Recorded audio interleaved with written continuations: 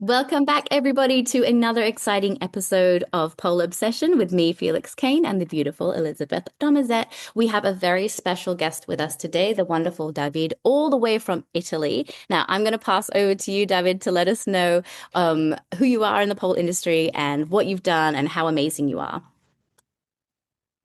So thank you very much, first of all, for this beautiful invitation, because I have to say I am honored to be here with you, Felix, because I can tell you that everything started because of you, you know. I will explain you better if you want, but anyway. I am David Lacagnina, the president of Pole Sport and Art World Federation.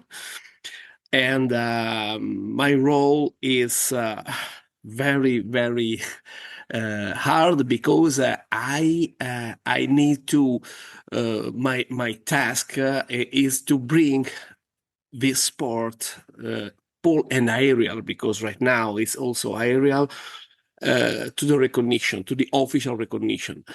We have, as a sports federation, international sports federation, many steps to do before to be recognized, and we'll see. It's not easy, because it's a long way. It's a long way, and we need time. We need to make to be patient, because people around the world can't understand properly in the beginning what we are doing, but because they immediately think about everything but not sport when you're talking about pole, and when you're talking about aerial is a little bit different, but it's about pole. It's not easy, but we are doing a very, very good job everywhere, and we are currently on the way, because to be recognized, because right now we are the only one federation existing, because in the past there were one more federation, but right now the other one is become a foundation. So from the point of view of the sport rules, sport law, you can't be recognized as a federation, but as a foundation that can help everyone to do to do this sport, but not from as a body government, so something like that. So Mm. and as I told you, everything started because of you, Felix. Because yes, not only for me, I think. I'm talking about the idea of sports, because in the past everything was so different like that, and you know better than me, everything was so different, and but started from you, from the way you had and you still have, to create choreography, to create moves, to do something that is right now still part of pole sport, even if you didn't in the past. It was with heels.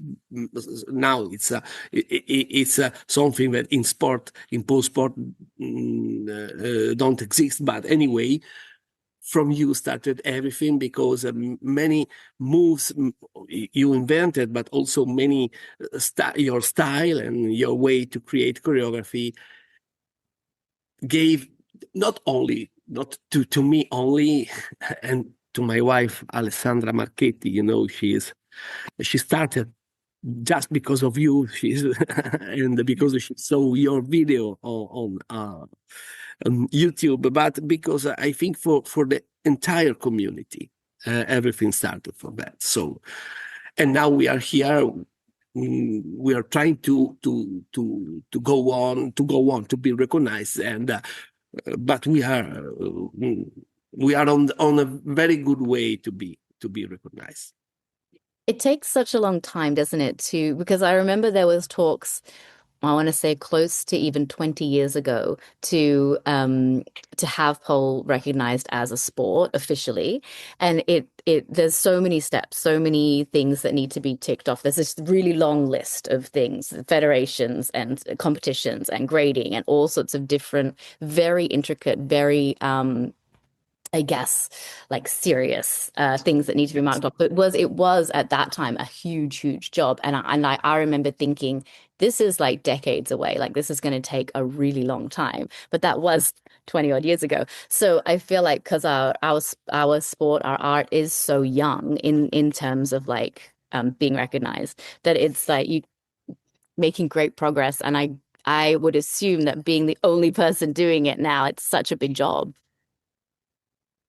Yes, because um, the politics in sports is very close to the real politics too. So, and for this reason, politics sometimes is slow because you need to talk, you need to understand what they want or what they expected from you. So you have to start, first of all, with the idea to follow some rules. So, because, for example, you need to be recognized as a sport. So you need to have, and if you are an international federation, you need to have a certain numbers of national federation affiliated, but it's not enough. You need to be always in all the continental. So sorry, the continent, in all the continent, it's 6 a.m. I'm sorry for me. So you need to be everywhere in the world. So for this reason, it's important to have national federation affiliated in American continent, African continent, but it's almost impossible because in for example Africa and Islamic Mm. countries, it's very hard to do pole aerial. It's different because women are completely covered with the leotard, with the academic leotard, but in pole it's impossible. So it's not possible in that countries, for example. So we need to have national federation almost everywhere, and and then you need to have not only one competition per year. So it means that a world championship is not enough. You need to have a continental championship. So Pan Mm. American, European, Asian, and so on. And in this case, it's not easy too, because numbers in the end, because what is important for the International Olympic Committee, for the Sport Accord is an entity who is like the first room before to become Mhm. recognized, and they need Mm. numbers of athletes affiliated in officially way, like in every sport. And it's not easy because we want to compare our numbers to the other sports federations number, is very few Yeah. compared to, not I don't want to talk about football, soccer, because it's impossible, but gymnastics, for example. Yeah. uh, Break dancing as well is considered a sport. Break exactly, dancing, dancing, for example. yeah, inline skating.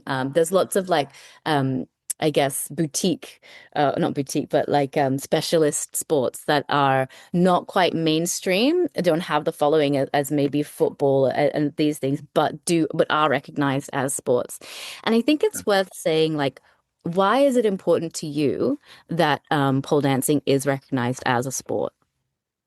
Oh, it's a very good question, because when I start to be part of this sport, it's not because I decide by myself. It was because Alessandra started because we were gymnasts. I met her during gymnastics competition. So I'm still a coach in gymnastics. My work, my job is I am a coach. I am a coach. And when she started to perform in pole dance, I started to be there, and the story is very strange because I started with IPSF. You know, every one of us started with IPSF, and I started to arguing with the president, and you know better than me. You know her better than me. Anyway, I started to arguing in 2012 about. The rules because I remember they tell to everyone one step forward to the Olympics because the first competition was 1 week before the opening of the Olympic in London, 2012. And I told them, I wrote on Facebook, because Facebook was there, it's not enough to organize a competition 1 week before the opening of the ceremony, of the Olympic ceremony, to say you are close to be an Olympic sport. You need clear rules like code of points and so on. We started to arguing, to fighting a lot. You know, it was very easy to fight with her, and it was very very easy. Yes, and and anyway, Alessandra competed in any case. In that, she became in the second place, and after the competition in August, they wrote me. They wrote me and asking me, "What do you mean about code of points?" And everything started because I taught them what is a code of point, how you can create it. I did the first draft of the very first code of point in 2012, and everything started there. So I was in the beginning, I was not a president. I was part of the international committee. So step by step, it was important. I recognize that this sport is very close to gymnastics and dancing at the same time, and I'm very passionate of it about it. And I understand that yes, it's absolutely a sport, very, very, very stressful for the athletes, like all the other sports, sometimes even more, because the routines are very long if you want to compare in gymnastics or other sports and so on. So for me, now it's like a mission, but I trust in in this mission, and I want respect for this sport. And in 2018, we started also to have aerial. Aerial brought Mm. us many, many people, even more, many, many children, because in pole it's almost impossible to have very, very young, very young athletes like children and so on. So for this reason, I started, and I'm still here, and I'm very happy to be here. And the dark side of this war is politics, because I started to have a lot of connection with other international federations, with the politics inside the International Olympic Committee, and it's not good because it's the same of the politics, the normal one. So it's not very good. The place you have always to be ready to understand if some people, someone wants to cheat you or so on, so on. Yeah. I guess there's always going to be that in positions of power and when people are like have authority, there's always going to be that sway to what is their preference, not their preference, their views or their opinions. Um, so yeah.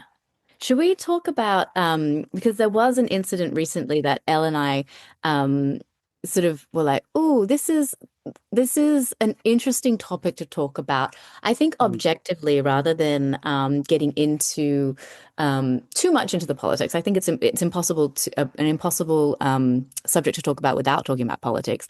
But just how it does affect the sport and decisions made and why those decisions are made. First of all, I just wanted to say, I think I met you at the 2012, the London competition that you're talking about, IPSF. That's where I was judging there that year. Yes, and I remember when I was there, all the judges went into a back room, and then the actual organizer of that competition, she had no plan.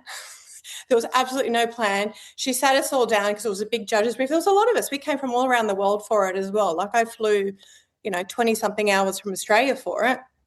And then she said things like, what do you think about this split? This jade split. I think if a jade split is an over split, it's ugly. So we should deduct points because it's ugly. And we all just kind of looked at each other and went, do you understand how hard it is to do an over split compared to doing a regular split? And she was like, I like it better flat. We're like, you can't judge like that. That's just not how it works. So I know exactly what you're talking about. And there's all those sorts of things that happened. And there was even things that happened. I sat there and there was competitors that went onto that stage and different music played that wasn't their own music. And they were standing on the stage and thinking, no, this is not my music. And they said to the organizer and the organizer team, this is not my music. And the organizer said, yes, it is. It is your music. That's what we've got next in line. And all the judges, there was at least 10 of us just kind of looking at each other. And I almost said something, but I was like, no, let them do it. If the competitor is telling you that is not their music, that is not their music. They know. They've heard it over and over and over again. They know it's not their music. And the competitor was just standing there going, I don't know what to say because I know I'm going to get judged from these people. There's a full audience and the organizer's basically yelling at me to say, no, this is your music. And then her assistant said, oh, actually, I think we skipped a track. No, this one is hers. And then they played it and they went, oh, she's like, yeah, that's mine. This is this is at the competition. This is not a rehearsal. We're sitting there judging. The whole audience was in. So that's the 2012 championships that you're talking about. The wild, wild west, isn't it? It was the wild west. Wild west. It's the wild, wild west back then. Like I bet everything was like on a random CD that wasn't labeled, and you know what I mean? Probably. And I do remember you coming in with Alessandra. And everyone else had just come in. They had their friends and partners and stuff like that. You guys came in a team. You had the Italy tracksuits on, and we were all like, "Who are these guys? They mean business." You had the full squad going in for her, and I was like, "That's actually cool." That's cool. Yes. It was normal because we were part of the nation. I was part of the national team of gymnastics for many years, 1996 to 2000, the first Olympic cycle, and then some international competition with Alessandra in 2000 and from 2006 to 2008. And so for this reason, it was easy. It was normal for us to have the tracksuit because we represented. She represented. I was the coach in that occasion. I was the coach, and likely. What's happened in 2012, for example, what you remind me, for example, likely right now, it's impossible because it's written everything about, for example, the extraordinary circumstances. So when when the music is not your music, you must, and without any doubts, to stop the music and tell it's not my music, and you can restart. It's your right, and it's written in the code of point and so on. So it's the rules are very clear now. no doubt, no, you can't invent something because, like, for example, the jade and so on, because we have the minimum requirements. The jade is a 180 degrees opening of the legs fully extended, no hands on pole, is depend of the value is 0.5 or 0.4, for example. This is so you can't tell, no, I don't like, because right. yes, Yeah, it's it's not. very technical, which is good. So are you doing this federation to get pole dancing into the Olympics? Is this why it's so important to you? Yes, it's very important, but I don't want to tell to the people it's sure that we will be there, because it's very, I can't tell you something like that, because there are a lot of situations that who can change something, and to beat an Olympic Games, this means, first of all, another one have to go out. Yeah. Mm. Exactly. Well, So we could get rid of breakdancing, I reckon. Oh, it's gone. I think it's gone. for example, now and Taekwondo is no more an Olympic Games. Right. Yes, yes. Since maybe the last Olympic cycle, I don't remember when, but Taekwondo is no more an Olympic Games. And second, to be an Olympic Games right now is not like in the past. In the past, it was directly the Olympic Committee who decided which sport, the new one, maybe like a demo sport. In the past, there were the demo sports, like if karate started as a demo sport in Seoul, 1998. Sorry, yes, in 88. Olympic Games, 1988 Olympic Games. And it was a demo sport, so not completely part of it, but just a demonstration. And it became an official Olympic sport in Tokyo 2020. So many years after. So right now, who decide which sport will be in the next Olympics is the organizer of the Olympics. Oh, so which is the country it's in? Yes, based on the popularity of the importance, the numbers of athletes in those countries, the organization of the Olympic Games. For example, in Los Angeles, American football, not the real one, but the flag football will be there. Yeah, right. And for example, everyone thought about cheerleading. Yeah. Not, but I think cheerleading will be in the next one in Brisbane in 2032. Yeah. And so right now, so it's very difficult also for that, because you need to be recognized, but not only, you need to be very popular in your country, but very popular. Pole is everywhere, of course, it's very popular everywhere, but they need something officially, like how many athletes compete in this sport, and they are linked, connected with the national federation, international federation, and so on. So for this reason, it's not easy. And I don't want to tell everyone, yes, we will become an Olympic sport, because maybe yes, but I'm sure I will be not there, because it. Yeah, not in our lifetime. Yes. But it's very long way, very long way. I have to tell you something interesting. I started to have communication with the official World Games association. Maybe you don't know, the World Games are the Olympic Games of the non-Olympic sports. Yeah.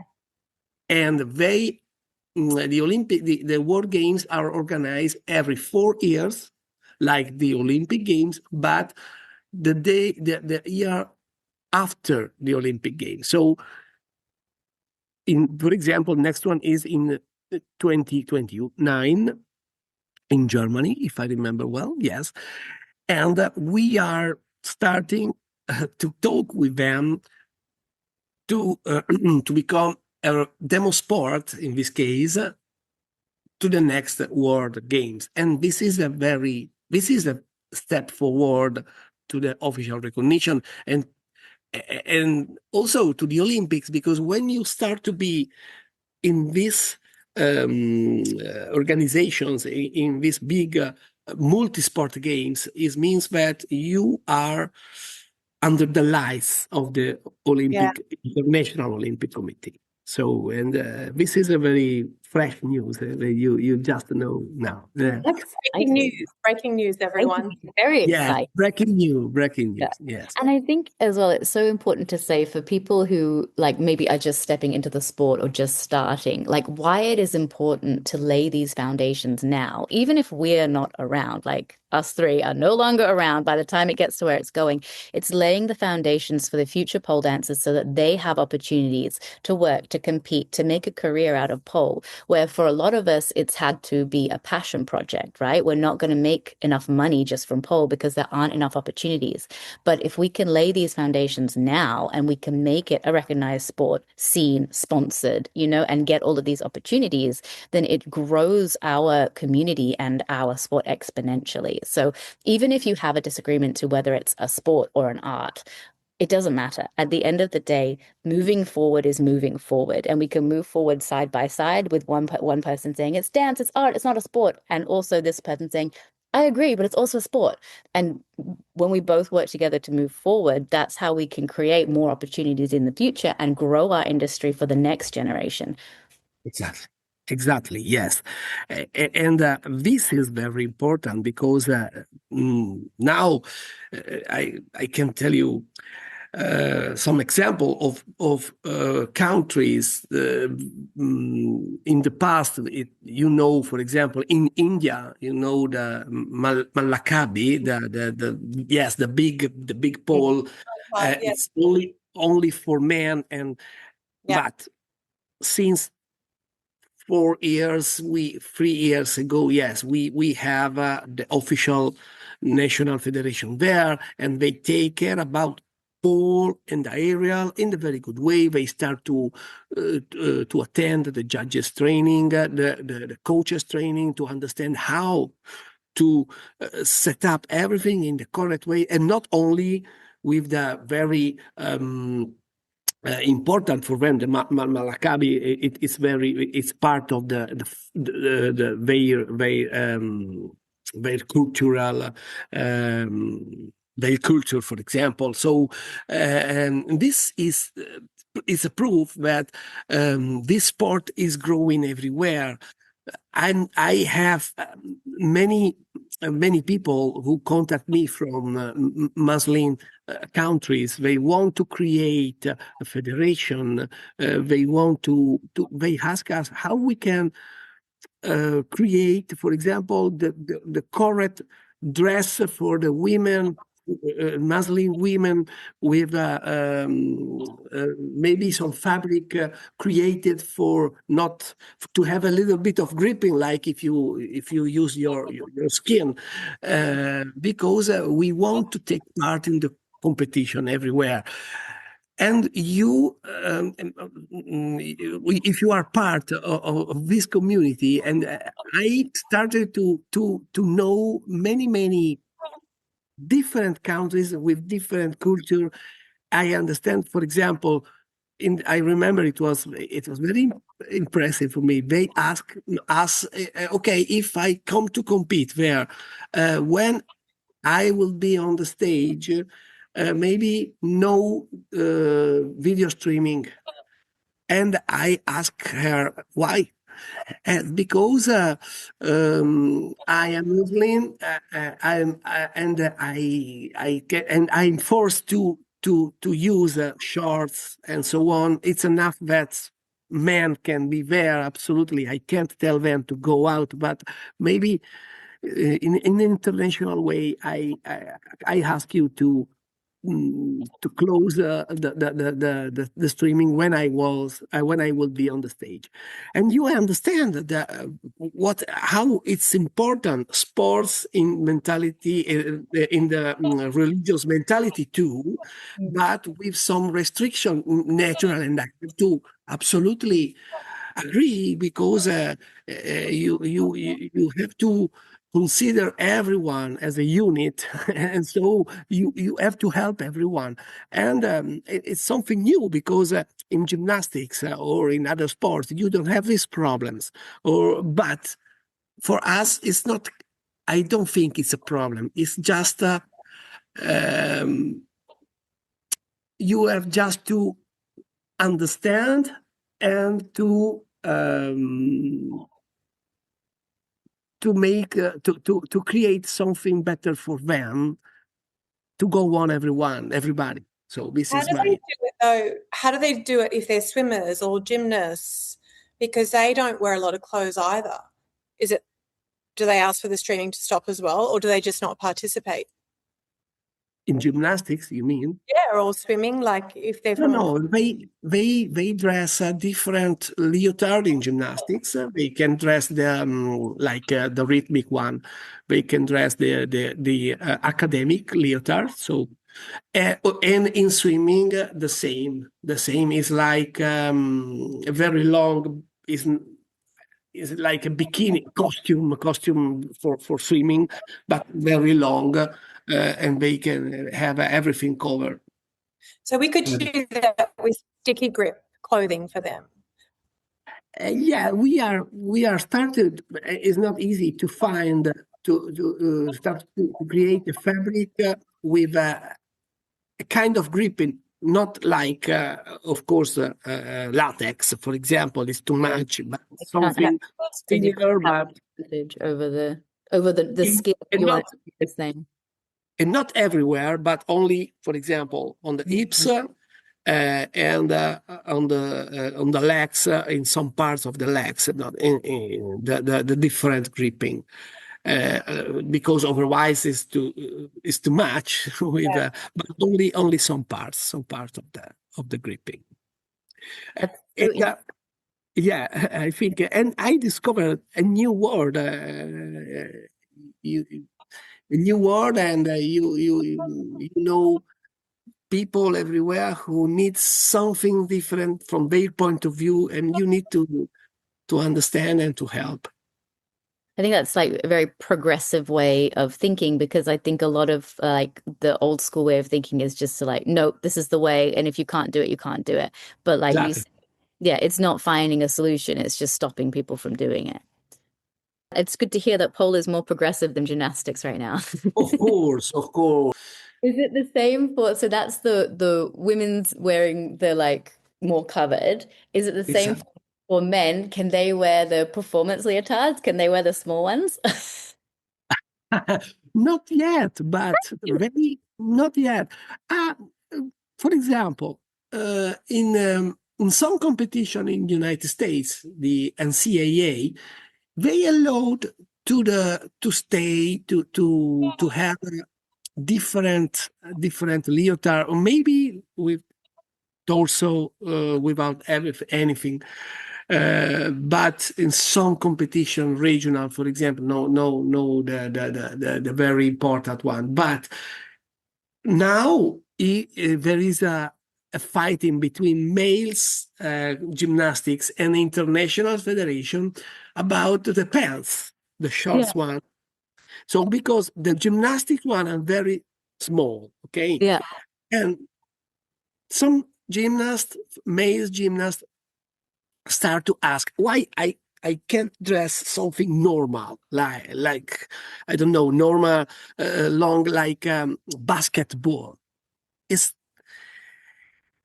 It's written, but it's not so precise what is written. It means you have to wear shorts, and they thought these are shorts. Okay, this one, Yeah. for example. Okay, and one athlete from United States start to wear this kind of pants, and now everyone start to have the pants. Yes, but it's nice, because when I was a young gymnast in the 80s, in the 90s, it was like a military, military. Yes, yeah, of course. You can't do what you want and so on. So, and it's nice to see that step by step something changes. Some changes also in other sports, and I'm happy to be here and to help the mentality of some people also inside our sport to change mentality, to change and to open a little bit more, to help everyone to and so on. Speaking of that, we'll segue out of it. What we'd love to talk to you about what's actually happening in Europe at the moment as well. A lot of things that we only see on Instagram and the internet about Spain and the competitions there and the art and what's allowed and what's not allowed. And we've noticed in particularly Spain, there's a big highlight on that and what they can and can't do. You're obviously in Europe, and I know that you have a lot to say about it. Do you want to tell us about that? Because it's really fascinating from watching it from the side of the world. Of course. Okay, let me start telling you that this competition is usually a very good competition. It's not competition connected to international federation. It's just a normal pole art, very, very good organized and so on. What is the problem is when you are not part of an international federation, try to not take a strange position about politics. Because, for example, we are forced as a federation, as a sport, to follow all the rules about politics, like Russian and Belarusians without flag as a international natural athletes, no national anthem. And we have to follow some rules. For example, we can't decide by our mentality or our ideas of politics if Israeli athletes can compete with the flag or not, because we need to follow some rules. So this is important. If you are a normal organization, don't start to go inside this very not comfortable directions, because you risk to have a lot of problems. And they did this mistake because there were a group, because now there is also the category of the groups with 3 poles, for example. It was very nice to see. And one of these groups brought on stage the history of the Shoah, okay, the Holocaust. So, and they did in a very good way. So they were against, of course, the Holocaust, against the Nazism and so on. And they created a very, very, very good and very well done video with like a cartoon about the Shoah. And one very big swastika was there, but it was, in that case, it was something about the history they want to tell you. So it was not because, okay, we are Nazis. No, it's the opposite. And for some seconds, there were this big swastika, and this big swastika, and after a few seconds, it was destroyed by itself. So it was part of the choreography. Judges decide to disqualify them, even if, first of all, it wasn't written in the rules that you can't vote on the stage symbols like swastika and so on. Second, the the reason they arise, it was cultural appropriation. And this created many, many problems because it was completely wrong. Because if you say cultural appropriation about Shoah, it means that only if you are from Israel, you can talk about Shoah. And only if you are a German, you can talk about Nazis. So because it's part of your culture, it's a little bit too much to say. So if I am from Germany, if I am German, in my culture there is Nazis. No, it's something offensive in this case. It's like I am Italian, so in my culture there is mafia. No, it's offensive a lot. So this motivation, sorry, this decision, and in this case, it was very inappropriate, I think, and this happened because. First, there were not clear rules. Even if you compete in a pole art, you must write a clear rule. Yeah. And first of all, about religion, politics, and so on, war, the pacting war. It's important because in this period, we live in a very bad period from the point of view of wars and so on. Ukraine, Iran, Lebanon, and so on. So we know you must have a clear rule. Otherwise, you risk this situation. And when you are in the jury, it's not like for 10 years ago or more that you, even if there is a pole art or aerial art, it's not enough right now, I think, to have a very, very good level of knowledge of that sport, but you need to have the mentality of a judge.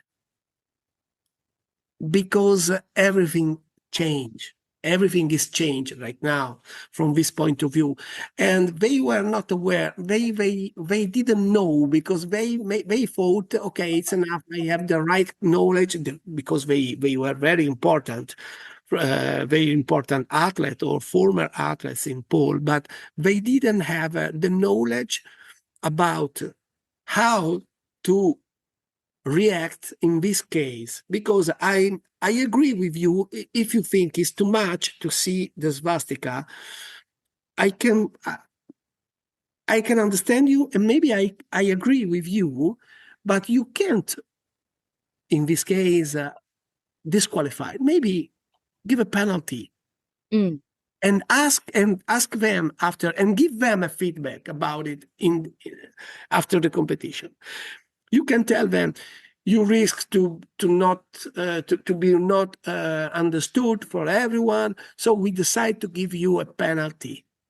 But if you tell them we disqualified for a cultural appropriation, it's something inappropriate in the other side, something that is a nonsense.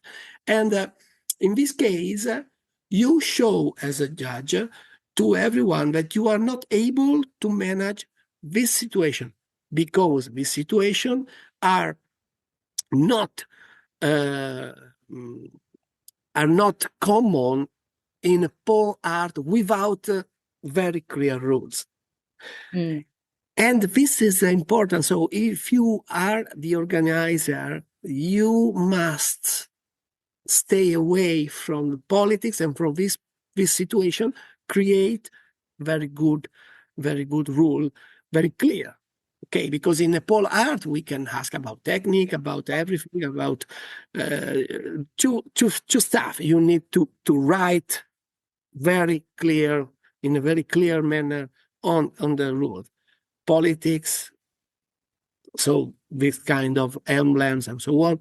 And because I know very well, because it's happened to us, and it was very embarrassing to us. It was sometimes you can wrong the blackface. because we had it.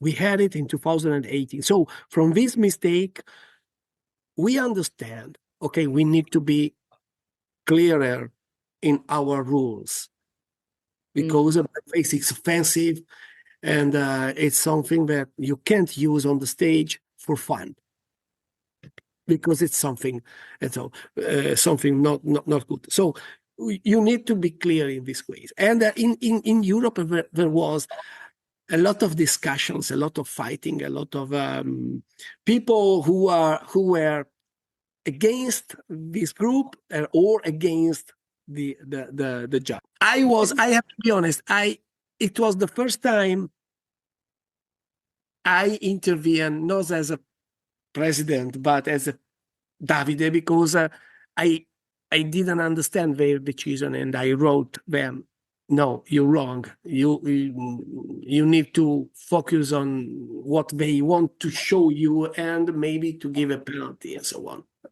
Yeah. I also don't understand, as the organizer, because obviously I organize a lot of competitions, I know what people's themes are. Not only that, in rehearsals, we all do rehearsals. In rehearsals, I see it. Exactly. Why were they allowed to go on, put months and months of preparation? There was a lot of people in that group. So I know how hard it is to get a group together and to train that, and then on the night be disqualified. That doesn't make sense to me. No, exactly. I completely agree. If you are, this is also, I think, a lack of experience, maybe a lack of practice, like because if you are there during rehearsal, for sure and for example, the video they created was very, very good. Very is not something created. Yeah. They would have got the video months before. Or, yes. You know what I mean? Yeah, they would have seen it. Why you didn't tell them, no, maybe it's too much, maybe we need to review something or something like that, we need to clarify something before the show, before the performance? Yeah. So this created many problems in after the competition, and it's not good. And also, for sure, judges were not there during the rehearsal, so I can understand their reaction, maybe a little bit shocked when they saw swastika and so on. But you need to watch everything from different side. First of all, when there is not written in a clear manner that you can't use some symbols and so on. Right. If it's written, no problem. If it's written, no problem. Disqualified because it's written. It's in the rule. Exactly. Yes. Yeah. If it's not. And for example, and also because of the lack of experience, I think, of this, of the organization sometimes, don't confuse your personal idea of politics with the athletes and sports situation. For example, they decide to not show the flag of Israeli athlete.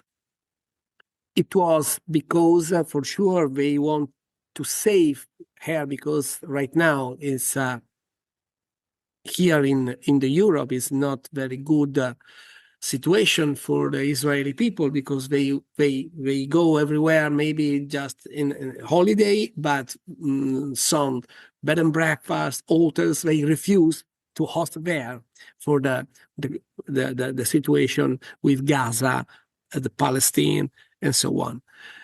But in sports, an athlete is an athlete. If there is nothing written by the Olympic Committee, you can't decide to not show the flag. Okay, it's something that you risk to have problems also. And I understand that you decide to do it for the safety of the athletes. I agree. But if it's because it's your personal opinion, when you are the organizer and when you are part of a federation, for example, you don't have a personal opinion. You must follow the rules. This is, for example, the line is very the razor of the age. Okay, you need to divide your personal opinion and the opinion of the sports. It also, I think for me, as a competition organizer, when you allow the judges to make such a big decision that isn't written in the rules, it also sets a precedent that, like, for the Exactly. next people that come through, you might follow all the rules, but the judges still have the power to disqualify you, which I think is, what you're saying as well, is that you have to take your personal opinions out of it, because otherwise then maybe I just don't like someone very much. Maybe they wronged me in my personal life, and so Exactly. they look, that offended me, so I'm going to disqualify them. This is a very simplified, example, but I think that, yeah, in the moment when you behave reactively, you're not necessarily thinking about, what's next to come, and the precedent that you set, because, then changes everything for the next year. It changes everything. If the rules don't matter, then the rules don't matter. So it puts, I guess, as a competitor going in, you're gonna feel less safe. You're gonna feel more, I guess, oppressed is maybe too powerful a word, but if there's nothing clearly written that says you can't express your art the way that you feel, want, desire, and then you put all that work into it, and you put hours and hours of training, and you submit your video, you submit your theme. I don't know exactly how it works, because obviously I don't organize that competition and I don't enter it, but this is how we work, is that you submit your theme, you submit your music, you submit your videos, so that we can go through them, A, to make sure that they work, but B, to also make sure that they're not very offensive. And if they are, as the organizer, we reserve the right to say, that's probably not going to fly with our audience, so you need to do something about it before you get on stage. If you then come to the rehearsal and you haven't changed anything, if I've asked you to change it and I think it's offensive, or it is offensive, then then that's a different situation. But again, they got to all of these parts of the competition without any issue, without any objection. They would have gone on that stage believing, and that everything they did was fine. And I don't think that, I don't, like you said, I don't think that their piece was in support of the Nazis or the Holocaust. I think it was a piece that represented a time in history and how horrific it was. Exactly. If you look at the whole piece, none of it is in support of it. It's just, I guess, a representation of this. I think it's a loaded topic. I think it's a loaded imagery, but I also think that, it is important to recognize these parts of history and humanity, um, and to take away the opportunity for people to say their piece. Like, we don't know, as viewers, we don't know. Maybe somebody had an ancestor, not even ancestors. It's so close. It wasn't that far away. So there could be people that have family that have gone through this horrific thing, and they have Yes. personal to say about it. We don't have that background, so we can't just assume that you're taking something that you don't know anything about and putting on stage, because maybe you do have personal attachment to it. I don't know that as a viewer, so I can't objectively make that decision. Is it loaded? I think it is loaded. So that's why I think with things like this, it's quite important to have context. So it might have been helpful to have, say, a piece of literature from the artists, from the performers, to find out, what this is about. Because when it is a visual art form, a lot can be lost, and it is difficult sometimes to portray exactly what you're trying to say. So I think having a statement from the artists would have been helpful. But yeah, I think that just making the decision that it was inappropriate, I think, was maybe a little bit reactive. I didn't, and I can't, I don't have enough information to make the decision of whether I think it's appropriate or not. But I think that disqualification, It's too much. well, in the rules, they weren't breaking the rules. So I feel like, Exactly. Yes, yeah, yes, I yes, feel yes. like it was a really harsh punishment for a behavior that I don't think was intentionally malicious or against the rules. Like, I No. don't No. I don't think that I don't think they were trying to be harmful. So yeah, and I think that the backlash, I think, should be more on the organizers, should be more on like, okay, you need to make clearer rules. I think that the burden should be on the organizers to have clearer rules in the future, to own that, mistake that they made, that they let that through, and to, to say that like, yeah, okay, maybe we should have, if it was me, I would say I didn't fully appreciate that, maybe I could have, that would have been very offensive or very horrific for some people to view. I will learn from my mistakes. I'm putting it in the rules for next year that this, and this. But that was on me as the organizers. Like I made that mistake. I don't think the artists could have possibly known that they would jeopardize, or yeah, they were putting themselves in a position where they could be disqualified. Yeah, I completely agree. Yeah. And also the other thing is there's so much in the pole industry now where we're policing art. Like, why are we policing everything that's going on that stage? It doesn't make sense to me. So there's movies about it, there's plays about it, there's books about it. Why are we policing it so heavily, everything in pole? I don't understand. It's really coming in. This year I've seen it more than I've ever seen it before, and I've been in this industry for 20 years. Who are we to police things? So if you're calling it art, why are you policing it? That I don't understand that. Yeah, I think it's such a difficult line to walk, isn't it? Because as an artist, you should feel free to express yourself however you want. And if you're stepping into an art, like if you're stepping into an art gallery, for example, you can't be offended if somebody has used their period blood to make a piece of art. That's right. Because they're right to express their artistic vision however they wish to. So if you're stepping into an artistic competition, then, is it okay to then police how they wish to express themselves artistically? I don't know. I don't know what the answer is, because it's like there's a lot of opinions. There's a lot of I guess, emotions being thrown around, which I think is maybe not the greatest place to make decisions from. But yeah, I mean, I feel like, and I can think back to like the World Championships, the very first one that I did, and somebody said to me, which I feel like it was an artistic comp back then, because I don't think we had any, there was no federation. I don't think there was anyway back then. Someone said to me, you're going to have to change the way that you dance, because if it's too sensual, you'll get disqualified.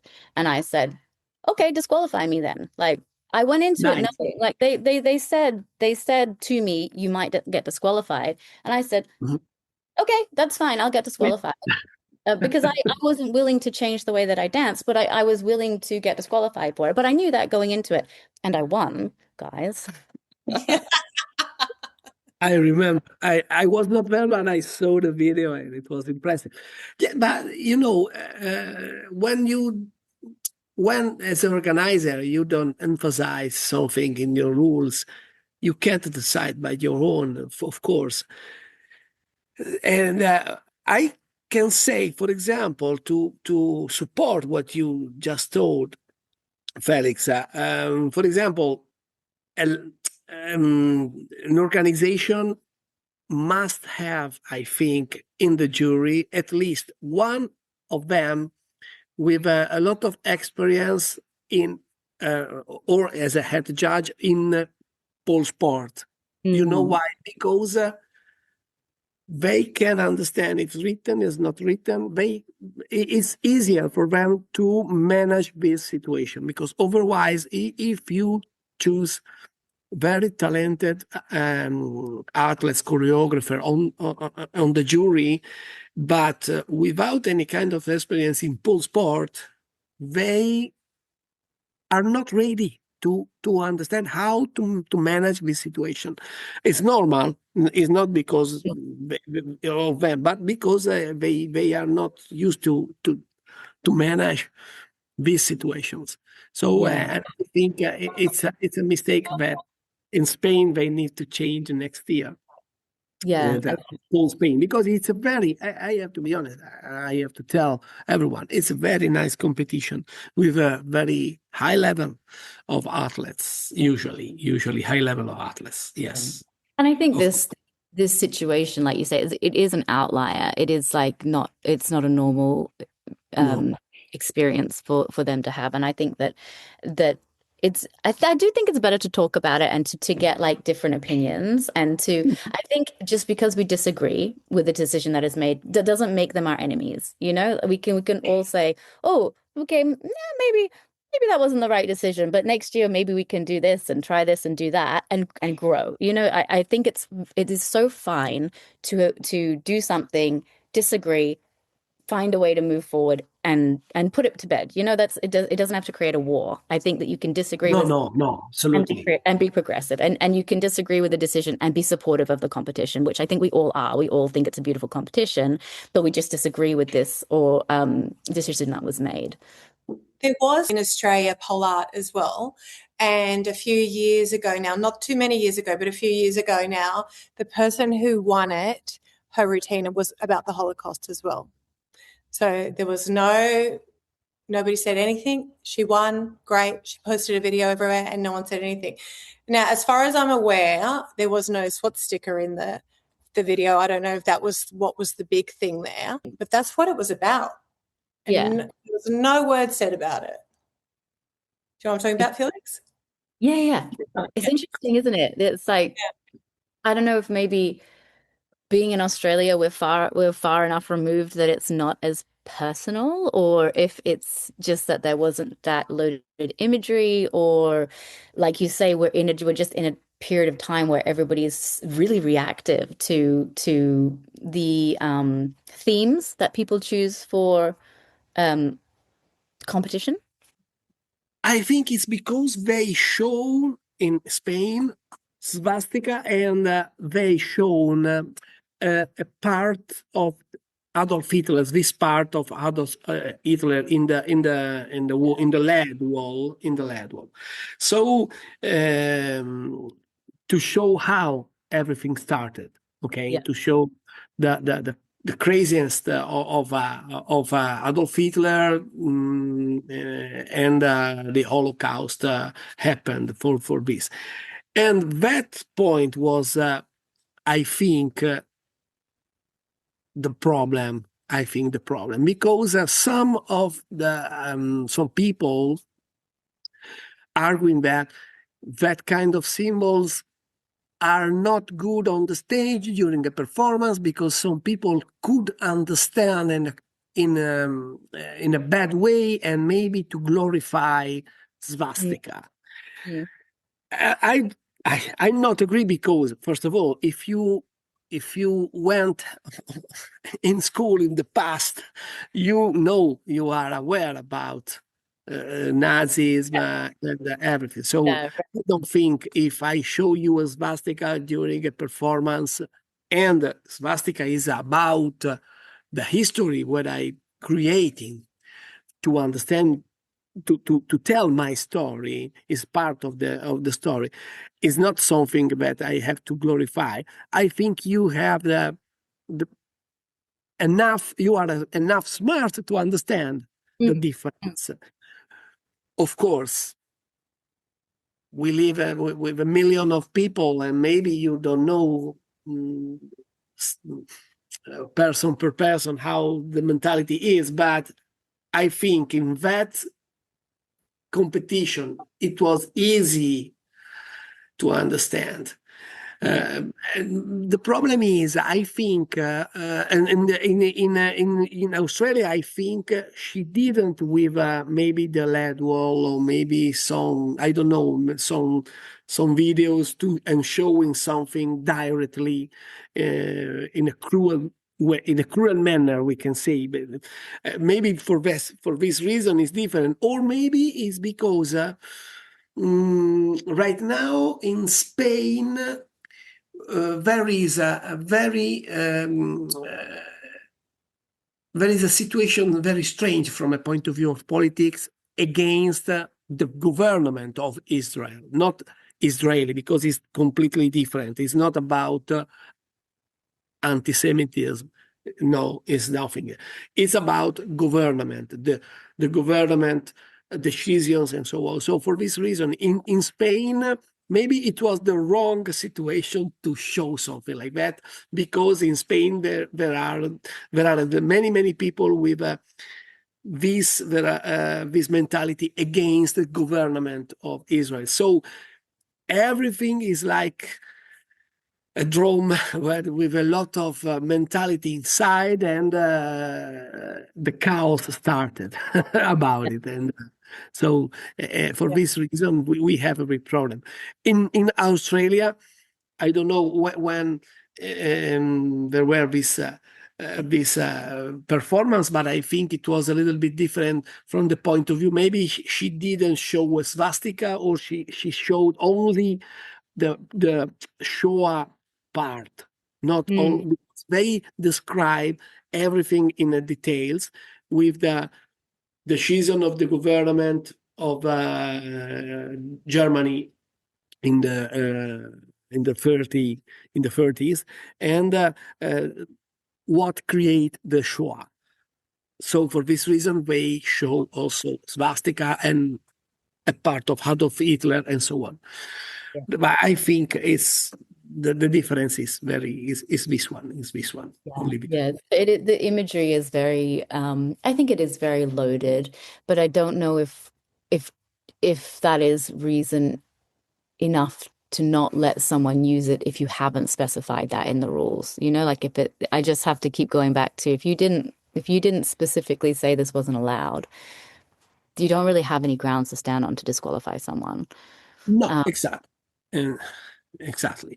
Because, for example, in our rules, also because we have post-sport and pole art. Pole art is very free, our pole art.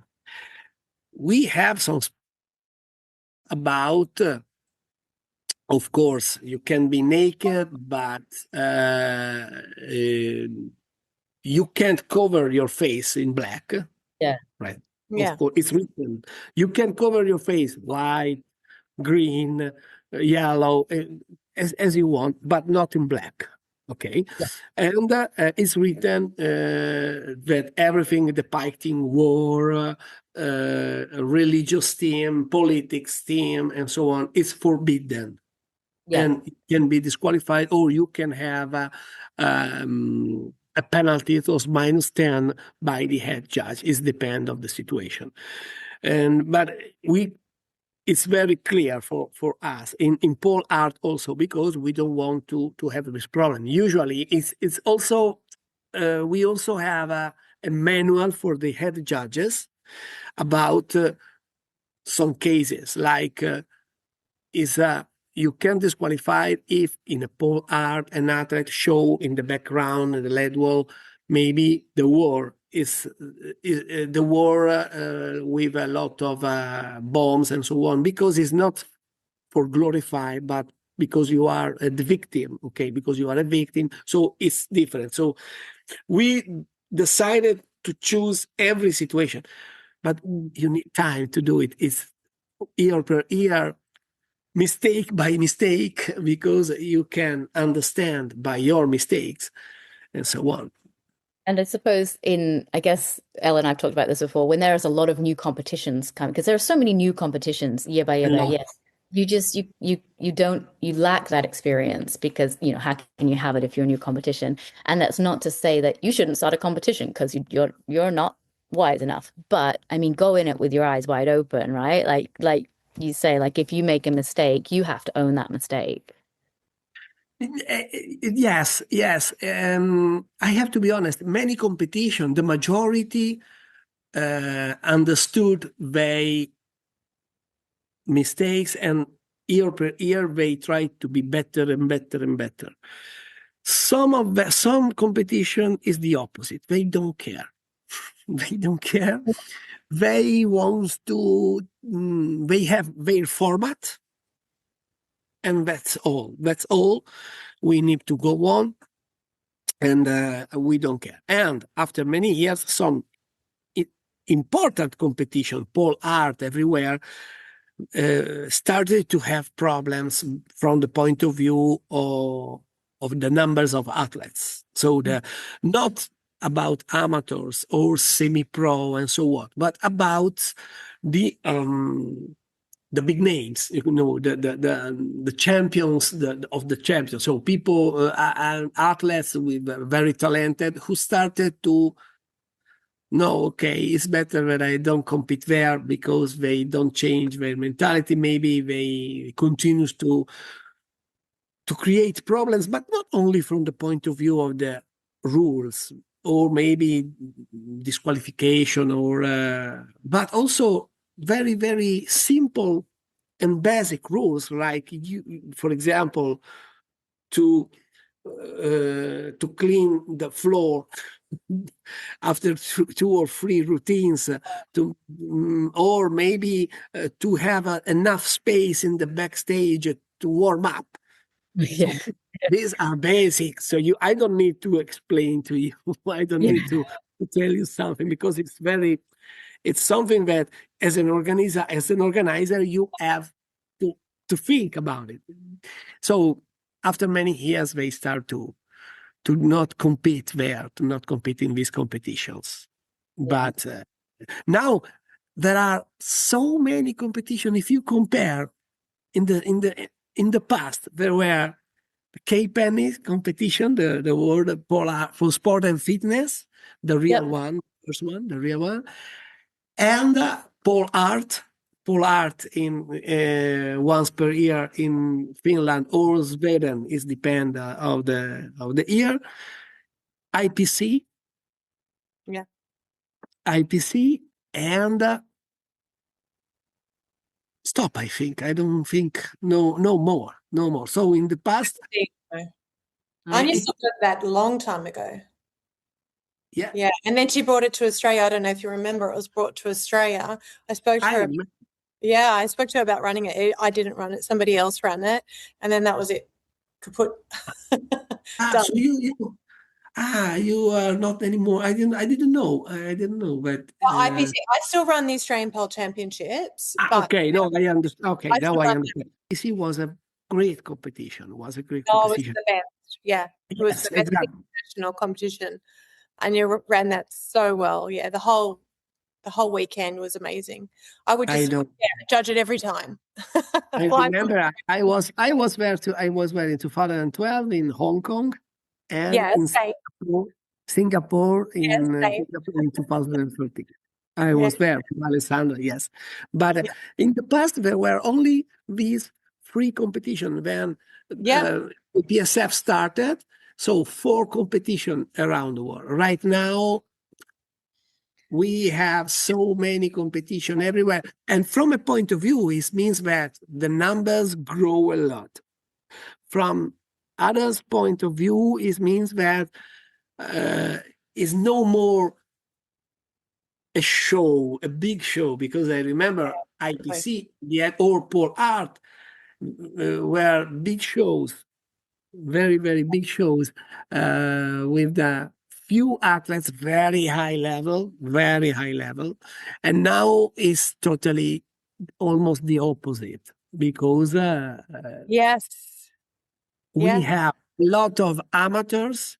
Likely, I have to be honest, the level of the amateurs grow a lot since the past, and a little bit less of elite athletes, because it's not easy.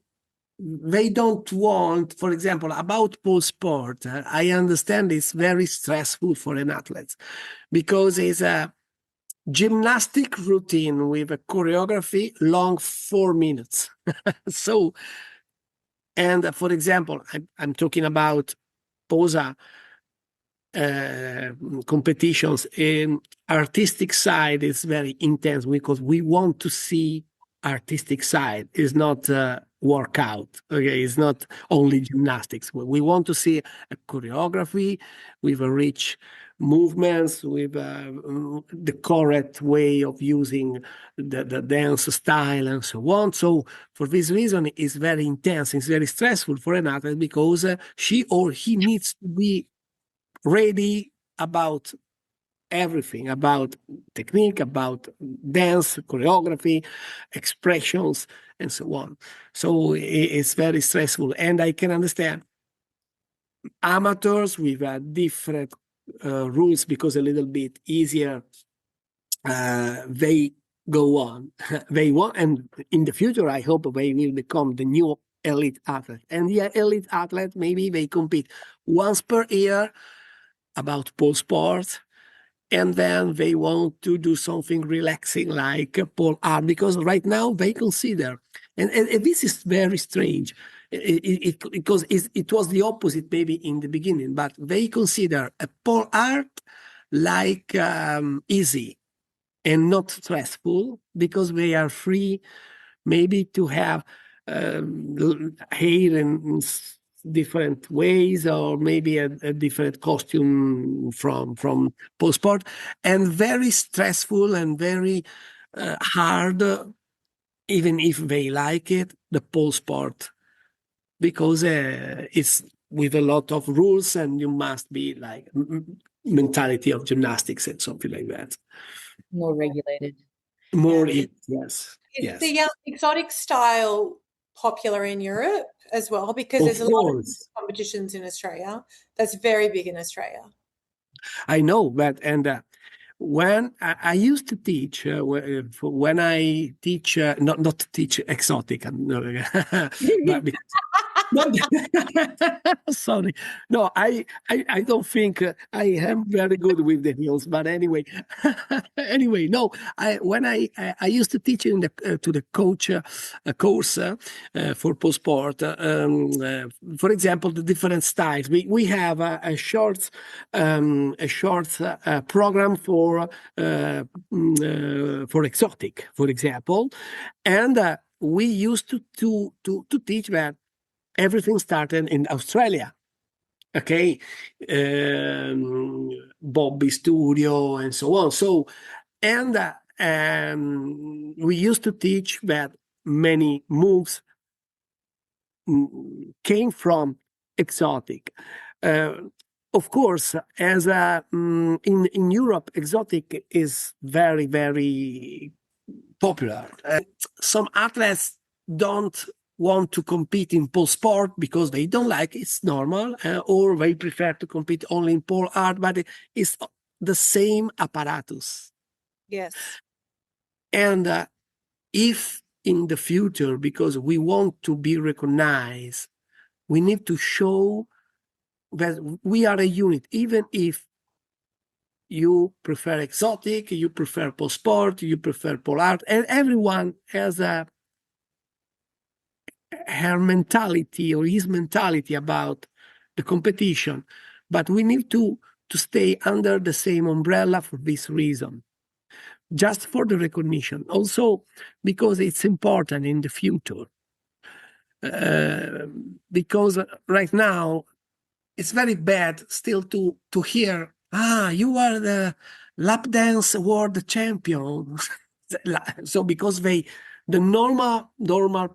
common people immediately think that it's lap dance instead of pole dance, and this is weird, because it means that mentality is not yet ready to understand that it's a sport, and it is not only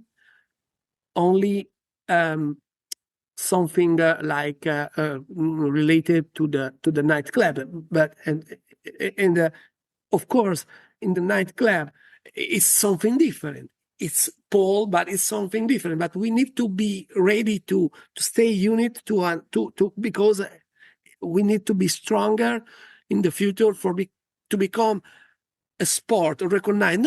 I don't want to say Olympic sport, but a sport, because this is the beginning.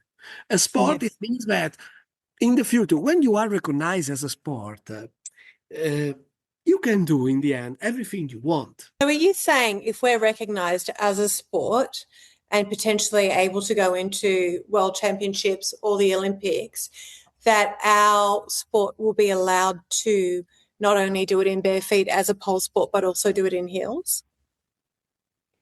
Yes, because when you are recognized, you can create your different section. Like we already have aerial art, aerial sport, pole sport, and pole art.